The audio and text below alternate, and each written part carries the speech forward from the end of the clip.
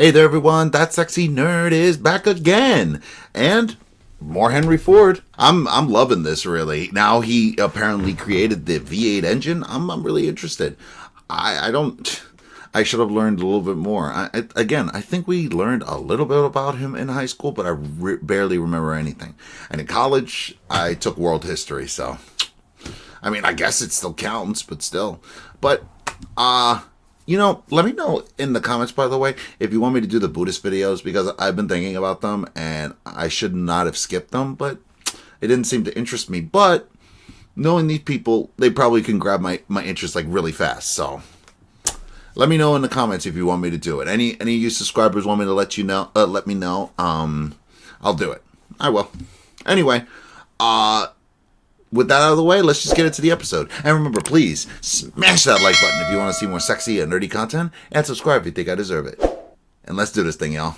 San Francisco, California, April 18th, 1906.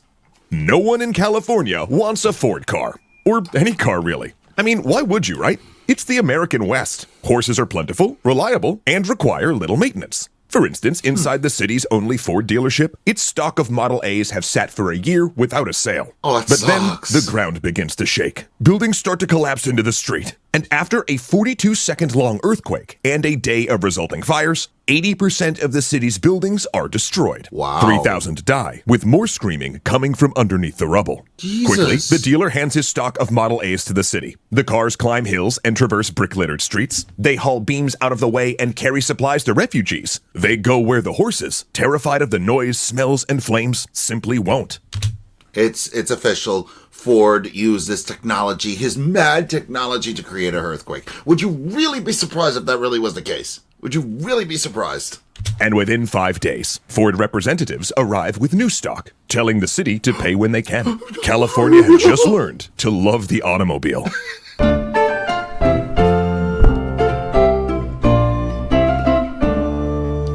Thanks so much to Imprint for people who previously learn cool new stuff really fast. The Model A was a revelation to people who previously didn't have cars, but it wasn't exactly a good car. In fact, Ford's rapid cycling through the alphabet models was partially because he kept fixing or upgrading designs. And through that time, he searched for his ideal car, one that would be affordable for the modestly successful farmer and bring freedom to rural America. Boy, Ford has really changed. He literally needed a strike in order for them to give their workers and consumers better cars, more affordable cars.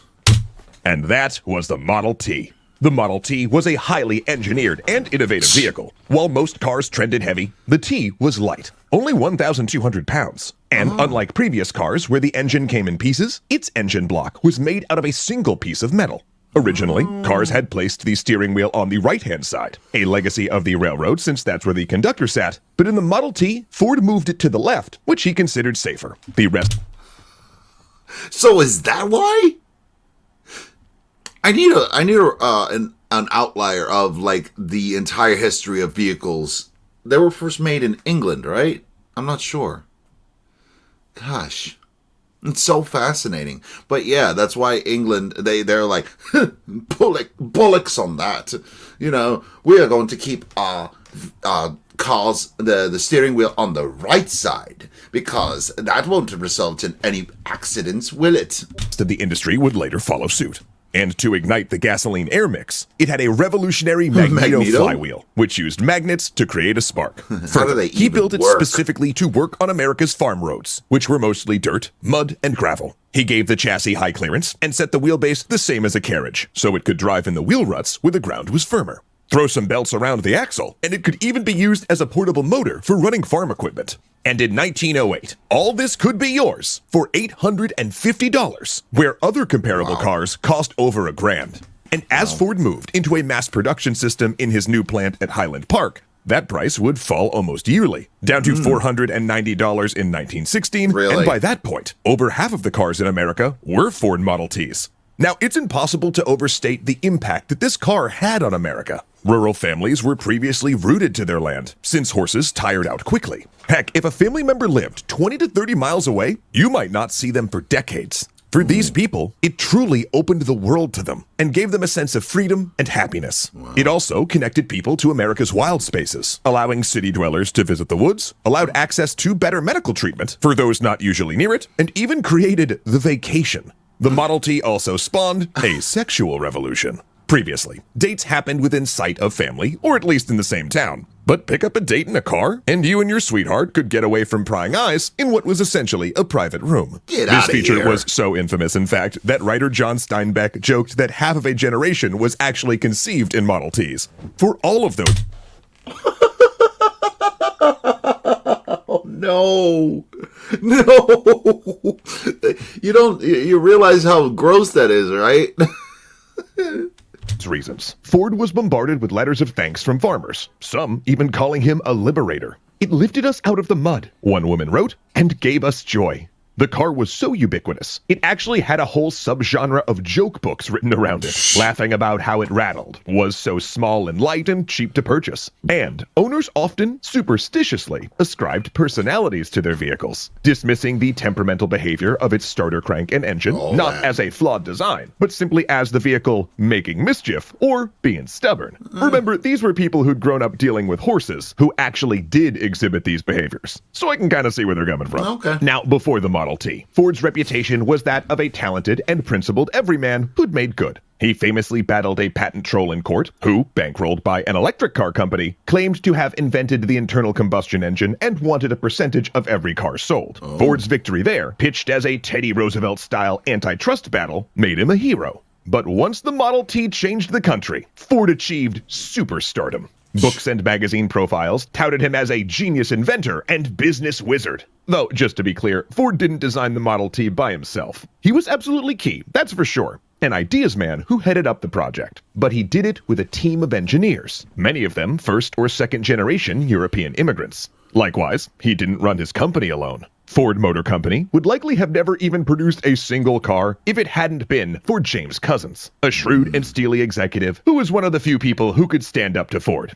Had it not been for Couzens forcing the Model A to market, Ford probably would have destroyed the company by refusing to release a product until it was perfected. It also wasn't... Seriously, the guy goes from genius to manic, like, very quickly. Ford, who originally championed the assembly line, but rather engineer, executive, and Danish immigrant Charles Sorensen. In 1910, he held a demonstration where he towed a Model T chassis on a rope through the factory as workers stood along the line, adding parts as it passed. And 3 years of research and development later, they tried the new system with the flywheel magneto and realized it could triple production.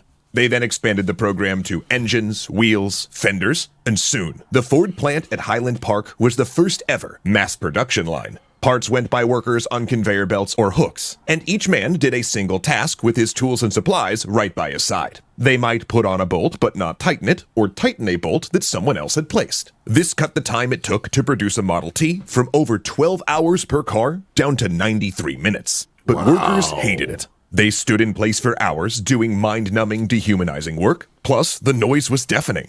Employee retention crashed, and the turnover rate soared to 380%. 8 out of every 9 new hires quit within days. But Couzens had a solution, and he'd won Ford over to it. They'd raised the minimum wage at Ford from $2.34 a day to $5 a day, and set the work week at 40 hours. Wow. Oh, wow. Why is this so hard to do today? Because people are so damn greedy.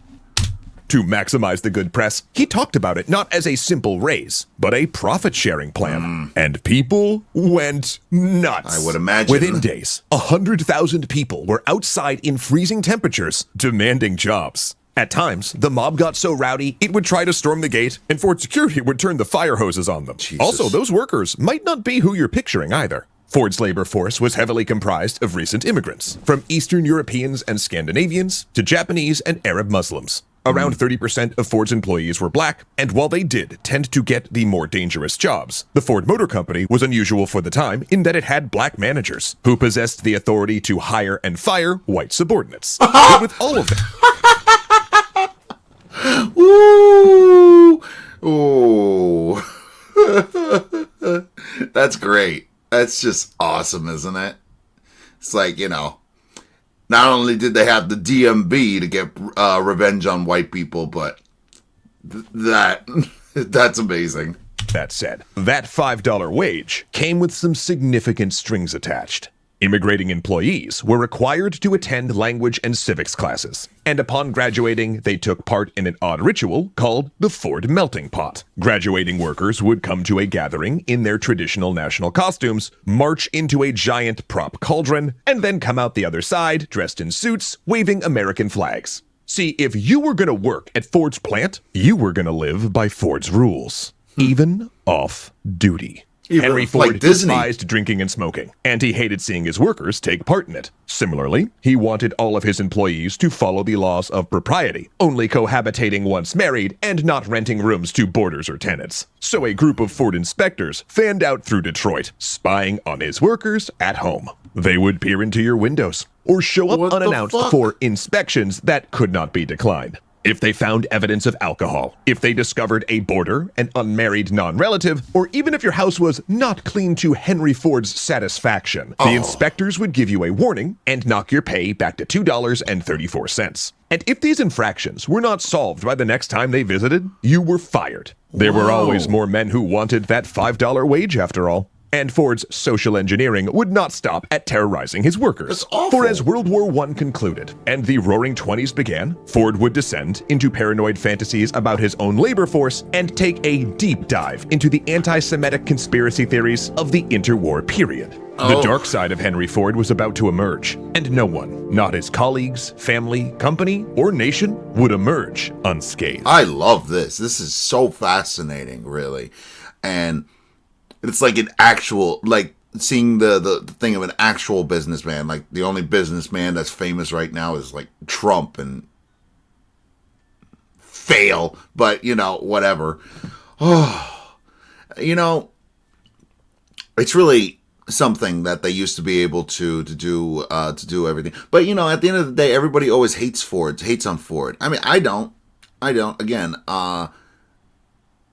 unless they're transmission issues, the Ford cars, they're not bad. And even still, if you can buy a decent, you could still buy a decent car. They're gas guzzlers, yeah, but again, it's not much of a difference, especially if you buy a smaller car. You know, but what are you gonna do? What are you gonna do? It's they're not the top guys anymore, and even the top guys don't make cheap labor and you know, and they don't pay people a good amount of money. You know, it's terrible. I mean, look at the recent strike. You know, it's great that Ford used to be awesome, but times really do change, don't they? But anyway, what do you think? Let me know in the comments what you think about this video. And remember, please smash that like button if you want to see more sexy and nerdy content, and subscribe if you think I deserve it. And I'll see you on the next video.